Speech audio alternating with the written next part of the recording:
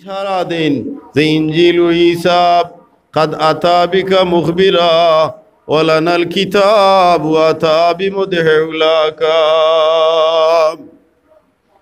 ইয়া রাসূলুল্লাহ এই জমিনের মাঝে আপনি যে তশরিফ আনবা এই খবরটা ইনজিলের মাঝে আসিল, তৌরাতের মাঝে আসিল, আসমানি প্রত্যেকটি কিতাবের মাঝে আসিল। আপনি জমিনে তশরিফ আনবা আর রাসূল পাক সাল্লাল্লাহু আলাইহি ওয়াসাল্লাম জমিনে তশরিফ আনা আর এতে খুশি জাহির করা ইমানদারর ইমানের বহিষ্প্রকাশ, ইমান প্রকাশ করার একটা আলামত হইল রাসূল পাক সাল্লাল্লাহু আলাইহি ওয়াসাল্লাম জমিনে তশরিফ আনছেন।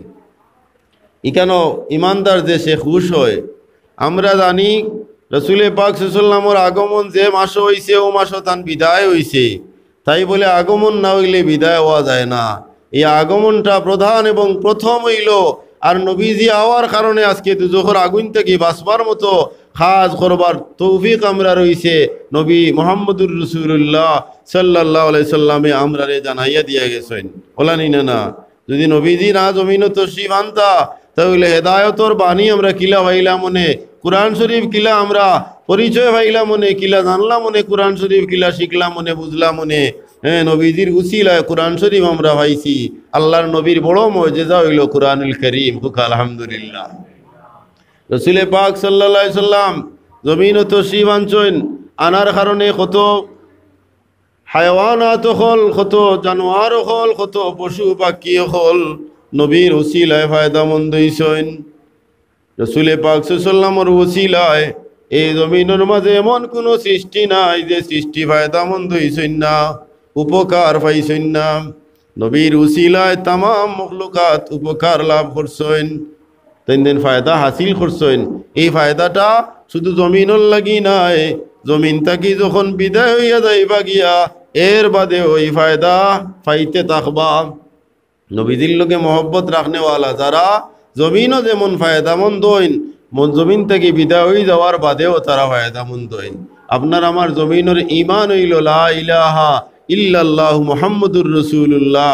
কবরও যাওয়ার বাদে মান হাজার রাজুলুল্লাযী বুইসতা ফী, যখন জিজ্ঞাসা করইব তিন সোয়ালের একটা, তখনও তো আমরার পরিচিতি হাজা সাইয়্যিদুনা মুহাম্মাদুর রাসূলুল্লাহ সাল্লাল্লাহু আলাইহি ওয়াসাল্লাম। এর কারণে আমরা জানি যে কিতাবের মাঝে আনছেন এমন একটা ওয়াকিয়া, একটা ঘটনা যে হরিণীর ব্যাপারে, যে হরিণী রাস্তা দিয়া অতিক্রম কররা আর শিকারিয়ে জাল ফাতাইয়া তৈছে, পিছন দিক থেকে দাওয়া করছে, হরিণী দৌড়াইয়া গেছেন গিয়া শিকারির জালে আটটা পড়ছেন। ঠিক সেই মুহূর্তে শিকারির জালে আটটা পড়িয়া হরিণীর হাল কিতা হইল বলে তাই না আটটা পড়লা আর দাঁড়ে চকুর পানি ছাড়িলা আর খান্দিতরা খেনে সদ্য তান দুইটা বাচ্চা ই জমিনও পরওয়ারদিগারে আলমে দান করছেন। তাই বাচ্চা দুইটারে রাখিয়া তাই নাইয়া হরিণীর জালে আটটা পড়ি গেলা। এখন তান তো মৃত্যু ছাড়া আর কোনো উপায় নাই, কোনো দিকে দিশা পাইন নাম।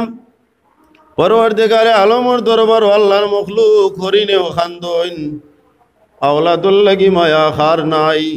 সব মখলুকাতর নিজের বাচ্চা ইন্তর লাগি মায়া আছে। হরিণিয়ে দুই বাচ্চা তুইয়া আইসই নাইয়া শিকারির জালে আটটিছইন। এখন তাইন খান্দিতরা কিসমত কুশাদা হইল, ও রাস্তা দিয়া সরকারে কায়নাত মুহাম্মদুর রাসূলুল্লাহ সাল্লাল্লাহু আলাইহি সাল্লাম রওনা দিছইন। যেও নবীরে হরিয়ে নিয়ে দেখছইন, দেখিয়াও পরিচয় ভাইয়া সালাম দিছইন। সুবহানাল্লাহ। হুজুরে পাক সাল্লামে হরিণীর ভাষা বুঝলা, সালামর জবাব লইলা, লইয়াও দেখলা হরিণী বড় ভয়ঙ্কর মুসিবতর মাঝে বড় বিপদগ্রস্ত। নবীজির আশ্রয় চাইছেন। হুজুরে পাক সাল্লামে শিকারিরে উঠিয়া হইলা যে তুমি তোর তাজা হৃষ্ট পুষ্ট হরিণী ভাইয়া খুশি হইছ, তুমি হরিণীর দুঃখ বুঝরায় না, আমি নবী বুঝিয়ার তোমারে অনুরোধ করি আর রে শিকারি, তুমি এই হরিণীর ছাড়ি দে, ওই তার বাচ্চাইন রাখি আইছে, বাচ্চাইন তোরে দুধ পান করাইতো। হরিণীয়ে জবাব দে, কোনো বুকা মানুষ যদি হয় হেও বুঝবো যে হরিণী জাল থাকি ছাড়ি দিলে কি আর কোনো দিন ঘুরিয়া আইব। একবারে বুকা হুয়া মানুষে হতো এখানে বুঝবো যে জাল থেকে ছাড়া পাইলিলে তো আর কোনোদিন ঘুরিয়া আইতো নাই। আমি এত তকলিফ করিয়া এত কষ্ট করিয়া হরিণীরে আমার জালো আবদ্ধ করছি, আমি খিলাই হরিণীরে ছাড়ি দে, আমি ছাড়তাম না। আমরা নবী রহমতুল্লিল আলামিন, নবী রহমত, আমরা নবীর দয়ার উদ্রে কইল, হরিণীর প্রতি মায়ার উদ্রে কইল, শিকারি রে কইলা রে শিকারি, হরিণী গুছাড়ি দে ও বাইচান তোরে দুধ খাওয়াইতো, যত সময় হরিণী ঘুরিয়ায় না তত সময় আমি ওখানো থাকমু। হরিণীয়ে বিশ্বাস করে না, হয় তুমি শিকারিয়ে হরিণী রে দে বা এই শিকারি বিশ্বাস করে না নবীজি রে, না জিজ্ঞার করিয়া হয়তো আমারে বান্ধ, নবীজি কই আমারে বান্ধ, আমি হলো তাকমু আঠিয়া, হরিণী যদি ঘুরিয়া আয় তে আমারে ছাড়িয়া দিবায়। হরিণীয়ে রসুলে পাক সাল্লাল্লাহু আলাইহি লগে ওয়াদা করলো, করিয়া গেল। লম্বা ঘটনা, আমরা সময় খুবই মুখতসর, এর কারণে আপনারা সামনে গুজারিশ করি, রসুলে পাক সাল্লাল্লাহু আলাইহি সাল্লাম রে রাখিয়া যখন হরিণী গেল, বাচ্চান্তরে দুধ খাওয়াইল, শেষ বিদায় বাচ্চান্তর গেছ থাকিয়া চকুর পানি ফালাইয়া লইল, হইল আমারে তুমি দেন জীবনের মতো শেষ দেখিলাও, জনমে আর আমারে তুমি দেন দেখতে পারতাই নাই, তার বিচরণে কারণ হইল আমি শিকারির জালে আখটা পড়ছি। বলেনি না না, শিকারির জালে আমি আখটা পড়ছি, আর আমার গুড়িয়াও হইতো নাই। হ্যাঁ, শেষ জনমর দেখা আমারে দেখিলাও। এখন এই হরিণীর বাচ্চা ইনতে খান্দিতরা, মা হরিণী খান্দিয়া শেষ পর্যন্ত খান্দিতে খান্দিতে এক পর্যায়ে কইলা আমি জমিনের সর্বশ্রেষ্ঠ মানুষ রে, আমার পরিবর্তে আমি রাখিয়া থইয়া আইছি, আমি না গেলে আমার নবিয়ে সখে শিকারীরা হাত তাকিয়া মুক্তি হইতা না, আমি যাওয়াই লাগবো। ঠিক সময় মতো যখন হরিণী ফিরিয়া গেলা, হুজুরে পাক সাল্লাল্লাহু আলাইহি সাল্লাম রে শিকারিয়ে ছাড়িল। হরিণীর ফিরিয়া যাওয়া দেখিয়াও শিকারী হতবাক হয়ে গেছে, আশ্চর্য হয়ে গেছে, দেখায়নি কি ব্যক্তিরে আমি আষ্টাইয়া রাখছি, ব্যক্তির কথা হরিণীয়ে মানছে, বিপদ হরিণীরে ছুটাইয়া দিছন। তেইলেন কোনো সাধারণ মানুষ হইতে নয়, জমিনের মাঝে অসাধারণ মানুষ হইবা। লগে লগে শিকারিয়ে নবীজির উপরে ঈমান আনিয়া মুসলমান হইল। মুসলমান হওয়ার বাদে হরিণীরে ছাড়িল, ছাড়ার লগে লগেও এক কথা কইল যে আমি মুক্তি পাইলাম, আমি মুক্তি পাইলাম নিশ্চয়, দুজখর আগুন আমার লাগি অপেক্ষা করে। আজকে আমি এমন নবীর উপরে ঈমান আনলাম যে নবীর উসিলায় পরওয়ারদিগারে আলমে দুজখর জ্বালা তাকিয়া আমারে রক্ষা দিবা। দুজখর আমি এই জাল তাকিয়া আমি মুক্তি পাইলাম। আরও কথা হইয়া গেলা যে হরিণীয়ে মুক্তি পাইলাম শিকারির জাল তাকিয়া, আর শিকারিয়ে মুক্তি পাইলা দুজখর জাল তাকিয়া। বলেন না, দুজখর যে কঠিন অবস্থা আছে এখান থেকে তাই মুক্তি পাইলা কিতাবার কারণে, বলে ঈমান আনার কারণে। হুজুরে পাক সাল্লাল্লাহু আলাইহি রাস্তা দিয়া তশরিফ নিলাম, হরিণীয়ে মুক্তি পাইল, শিকারিয়ে মুক্তি পাইল দুজখ থেকে ঈমান আনার কারণে। কোরআন শরীফ পড়লে আমরা ভাই পরওয়ারদিগারে আলমে কইন ইন্নাল্লাযীনা আমানু ওয়া আমিলুস সালিহাতি সায়াজআলু লাহুমুর রহমানু উদ্দা। যারা ঈমান আনে, যারা নেকির কাজ করে, আমলে সালেহ করে, পরওয়ারদিগারে আলমে এই সমস্ত মানুষরে দয়াময় আল্লাহ ভালোবাসেন, এরারে আল্লাহ মহব্বত করেন। এই সমস্ত মানুষে আল্লাহর ভালোবাসা দুনিয়া তো ভাই না আখিরাত তো ভাই। ইমানদার মানুষ ছাড়া তো দয়া হয় না। দয়া হাসিল হইতে হইলে ইমান কলবর মাঝে তাহা লাগেনি না। যদি ইমান কলবর মাঝে না থাকে তাহলে কিলা হইব? এই যে হরিণী জাল তাকি মুক্তি পাইল, আর শিকারিয়ে দুজখর আগুন তাকি মুক্তি পাইল হার উসিলায়, মুহাম্মদুর রাসূলুল্লাহ সাল্লাল্লাহু আলাইহি ওয়াসাল্লামর উসিলায়। সেই নবী রহমত যান, রহমতর নবী জমিনও তামাম মখলুকাতর ব্যাপারে রসুলে পাক সাল্লাল্লাহু আলাইহি ওয়াসাল্লামে কিদা করেন যে উপকার করার লাগি তান সারাটা জিন্দেগি তাই খাটাইয়া গেছেন। মানুষ বিপদগ্রস্ত উকা, এই জমিনের তামাম মখলুকাত বিপদগ্রস্ত উকা, এখান নবীজি কোনোদিন চাইছেন না। এর কারণে আল্লাহ তাবারাকা ওয়া তাআলা এই নবীজির উম্মত হল আমরা যারা আমরারে শ্রেষ্ঠত্বতা দান করছেন, আমরারে শ্রেষ্ঠত্বতা দিয়া দিছেন, মর্যাদাশীল উম্মত বানাইছেন।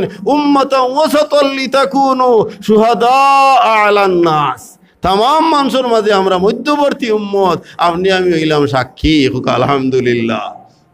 আমরা সাক্ষী দিতে গিতা মিশা সাক্ষী দি মুনি খেয়েও যেটা দেখছি ওটাও দিমু তো, যেটা দেখছি ওটাও আমরা সাক্ষী দিমু। খেলে মৃত্যুক মানুষ যে আছে, মিথ্যাবাদী মানুষ যে আছে, এর দুনিয়া তো আরাম নাই, চলাফিরায় আরাম নাই, খাওয়া ফিয়া আরাম নাই, উঠা বসায় শুয়া নিদ্রায় কিছুতে তার আরাম থাকে না মিথ্যাবাদী মানুষের।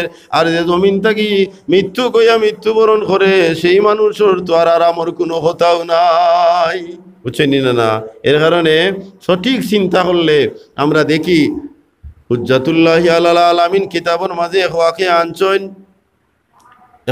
আনছইন যে বাগদাদর এক বিচারক আসলাম, বাগদাদর এক বিচারক ইব্রাহিম ইবনে ইসহাক রহমতুল্লাহ আলাইহি, তাই কোনো এক বিচার কার্য সমাধান করার লাগিয়া এক ব্যক্তিরে তাই হাজতখানাত নিলা, জেল নিলাম। যখন তাই নিয়ে এই ব্যক্তিরে জেলর মাঝে বন্দি করছইন, জেল বন্দি করার বাদে দেখুন যে একদিন রসুলে পাক সাল্লাল্লাহু আলাইহি সাল্লামে খাবে আইয়া তানে সাক্ষাৎ দেন, কইন রে তুমি এক কাম করো, যারে জেলখানার মাঝে তুমি আনিয়া ঢুকাইছো ও মানুষরে জেল থাকি তুমি এখন খালাস করিয়া দেও। তাই খাব দেখছেন, খাব দেখিয়া চিন্তা করলা যে এই বেটা তো মার্ডারের আসামি, এই মার্ডারের আসামি রেখিলা খালাস করিয়া দিতাম। আর মার্ডারের আসামির ব্যবহারে দেখা যায় স্বপ্ন যুগে রসুলে পাক সাল্লাল্লাহু আলাইহি সাল্লামে আইয়া সুপারিশ করডা, সুবহানাল্লাহ। ই খে মার্ডারের আসামি, খেনে বা মার্ডার হয়। ইতিহাস যদি আমরা জানি, পুরা যদি আমরা এই বিষয়টা অবগতি হই, তাহলে রসুলে পাক সাল্লাল্লাহু আলাইহি ওয়াসাল্লামের উম্মত হিসাবে আমরার ঈমান আরো বলবৎ হইব, বলিষ্ঠ হইব। নবী বংশের প্রতি আমরার মর্তবা মর্যাদা ভাব আরো বাড়িব, এমনকি নবীর অনুসারী যারা সৈন্যেরার প্রতিও আমরার মহব্বত বাড়িব। ই বেটা যায় তাই হইন যে আমি সহ আমরা কয়েকজন বড় খারাপ কাজও থাকতাম, আমোদ প্রমোদ করতাম, খারাপ জিনিস লইয়া বদমাইশির মাঝেও আমরা সময় কাটাইতাম। আমরা এক কাম করলাম, এক বৃদ্ধা মহিলারে আমরা রাখলাম, কইলাম তুমি সুন্দরী যুবতী, যদি কোনো মহিলা ভাওতে আমরা রে আনিয়া দিও, আমরা তো খারাপ কাজ আছে ওটা করব। ও ই বেটির চাকরি হইল খারাপ মহিলা হল খুঁজাইয়া আনিয়া দেওয়া। বেটিয়ে যখন এক সুন্দরী মহিলা যুবতী মহিলারে ফাইয়া নিয়ে আর হস্তগত করিয়া দিলা, যে ওইবে মহিলা আইলা বেটির কথা শুনিয়া আইয়া এই জায়গার যেন আইসো, এই জায়গার অবস্থা দেখার বাদেও তার অন্তরের মাঝে বিতি আইসে, জুড়ে চিৎকার দিছইন। চিৎকার দিয়াও শেষ না, মাটির মাঝে বুলুন্টিত হইয়া মাটির মাঝে পড়ি গেছইন। দেখা যায় এই মহিলা অসুস্থ প্রায়। তখন এই যে ব্যক্তি আজত গেছইন, জেলও গেছইন, এই তুলা মারি নিয়ে রুমর মাঝে রাখইন, রাখিয়া যত্ন করইন, সেবা শুশ্রূষা করেন, এই মহিলা সুস্থ হইন। সুস্থ হওয়ার বাদে মহিলা উঠিয়া কইন, দেবা যুবক একটু খেয়াল করিয়া শুনো, আমার ব্যবহারে কোনো অন্যায় করিও না, আমার ব্যবহারে কোনো অপরাধ আমারে জড়াইও না, কোনো অপরাধ করিও না। আমি বড় ভয় ভাইয়ার, আমি বড় চিন্তিত। আবার উঠিয়া কইন, আমার ব্যবহারে তুমি আল্লাহরে ভয় করো। হে যুবক, তুমি আমার ব্যবহারে আল্লাহরে ভয় করো, আমারে তুমি খারাপ বানাইও না, তুমি নিজেও খারাপ বনিও না, আমার ব্যবহারে আল্লাহরে ভয় করো। আর কইনার চিৎকার দেন। এই ব্যক্তি উঠিয়া হইলা ব্যবহার কিতা, এই মহিলা এত চিৎকার দে, তার পিছনে কারণ কিতা? লগে লগে মহিলায় জবাব দেন, তুমি জানো না আমি হইলাম কি এমন এক মহিলা, আমার নানা হইলা সরকারে কায়নাত মুহাম্মদুর রাসূলুল্লাহ সাল্লাল্লাহু আলাইহি সাল্লাম। আমার ঊর্ধ্বতন পুরুষ, ঊর্ধ্বতন ব্যক্তি আমার নানা মুহাম্মদুর রাসূলুল্লাহ। আর ঊর্ধ্বতন খানদানের অন্যতম মহিয়সরমণি হযরতে ফাতিমাতুজ জোহরা রাদিয়াল্লাহু তাআলা আনহা, তাইনো আমার খানদানের মানুষ। আমার লগে তুমি খারাপ কোনো আচরণ করিও না। যখন ই বেটা এইখান শুনলো, শুনার লগে লগে তার মনের হাল বদলি গেল গিয়া, তার যে খারাপ উদ্দেশ্য চরিতার্থ করার লাগিয়া এই মহিলার প্রতি তার বাসনা আছিল, কিন্তু মহিলার কথা শুনিয়া পরিচয় ভাইয়া হে আর গাবড়ে গেল গিয়া, তার মনের হাল বদলি গেল কি, লগে লগে এই মহিলার পক্ষ অবলম্বন করলো। লগে তো আরো শরিকা নাচুন নানি খারাপ সকল, এরারে গিয়া উঠিয়া কইল যে রে ভাই অকল রে, এই মহিলার লাগিয়া কেউ খারাপ আচরণ করিও না, তোমরা এই মহিলার কাছ থেকে দূরে হরিয়া যাও, এই মহিলারে আমরা বিদায় দিয়া দেই। এই খারাপ যারা আসলা এরা এই বেটারে মানলা না, এই কথারে বিশ্বাস করে, এক ঠকে আর এক ঠক মানেনি, মনে করে আমি ঠক, হাউকুও ঠক, বিষয় বুঝছেন না, শেষ পর্যন্ত মানলো না। তারা মনে করলো এই বেটির পক্ষ যেহেতু এই বেটায় লইছে, তাইলে হে একলা মনে হয় এই বেটির লগে কোনো সম্পর্ক লাগাইব। তখন তারা লড়াই করা শুরু করে দিলা, তার লগে এক ধরনের কুস্তা কুস্তি দস্তা দস্তি শুরু হয়ে গেল। এক হয় যে আমি প্রয়োজন বুধে মরবো, মরণ আমার একই নইব না, তোমার দণ্ডে মারমু, আমি মরমু নাই মারমু, কিন্তু এই বেটির সতীত্ব রক্ষা করার লাগিয়া, এই বেটির ইজ্জত রক্ষা করার লাগিয়া যা কিছু করার আছে সারা আমি করমু। বুঝাইতে পারছি নি? দেখা যায় বেটা ওয়ালি হয়েছে নি না, ও আলি হয়েছে। এখন তারার লগে লড়াই করলো, হাতর ছড়িয়ে আসিল, ছড়ি দি বানি মারি এগুলো মারলো, এগুলো জাগাত মরি গেছে। এখন মানুষ মারি লিলে জানে বিপদই নি না, এখন হে বিপদই, এখন জেলও যাওয়া লাগে। বুঝাইতে পারছি নি? এখন জেলখানাত হে বেটা গেছে, কিন্তু খার লাগি লড়াই করলো নবী বংশের অন্যতম সৈয়দা আবিদা খালিসা, এমনকি পুত পবিত্র এক মহিলার লাগিয়া বেটায় যুদ্ধ করছে, বেটায় লড়াই করছে, শেষ পর্যন্ত একজন মার্ডার হইছে নি না। এখন হে দোরা খাইলিছে, দোরা খাইয়া জেলও গেছে। তখন এই বাগদাদর বিচারক জাহান ইব্রাহিম ইবনে ইসাক রহমতুল্লাহ আলাইহি তাইন পুরাটা ঘটনা যখন এই বেটার গেছ থাকিয়া পরে জানলা, সংক্ষেপ করলাম, পরে জানলা যে আমি যে তোমার ব্যাপারে খাবে দেখলাম রসুল পাক সাল্লাল্লাহু আলাইহি কইরা তোমারে ছাড়ি দিতাম, ঘটনা কিতা তুমি কও।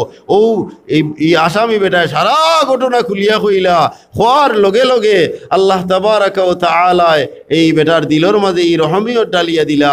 এই আসামিরে এই বাদশায় সারা এই বিচারকে কিতা করলো, বেকসুর খালাস করিয়া দিলাইলো। হ্যাঁ, সেনে নবী বংশর ইজ্জতুর লাগি কোনো মানুষে যদি যুদ্ধ করে, নবীর অনুসারী কোনো মানুষের লাগিয়া যদি লড়াই করে, তাহলে আল্লাহ তাবারাকা ওয়া তাআলা তার উপরে খুশ হইন। আল্লাহর মহব্বতর মাঝে এই মানুষটা পড়ে নি না।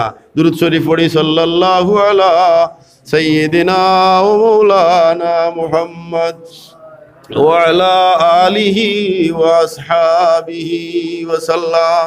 এই ঘটনাটা মনের মাঝে রাখতাম হইব আমরা, যে আমরার এই বিশেষ করিয়া মহিলা হল বর্তমান যুগে যারা অবাধে বিচরণ করা, প্রত্যেকে যার যার ইজ্জত আবরু রক্ষা করার লাগিয়া সচেষ্ট তখন নি না, তখন যদি কোনো বেখাপ্পাত করি পড়ি যায়, লগে লগে আল্লাহ তাবারাকা ওয়া তাআলার উপরে পূর্ণ বিশ্বাস থাকে, যদি আল্লাহরে ভয় করেন, আল্লাহরে ভয় করুন, আল্লাহ তাবারাকা ওয়া তাআলা তানে এই বিপদর ঘাট থেকে উদ্ধার করবানি না।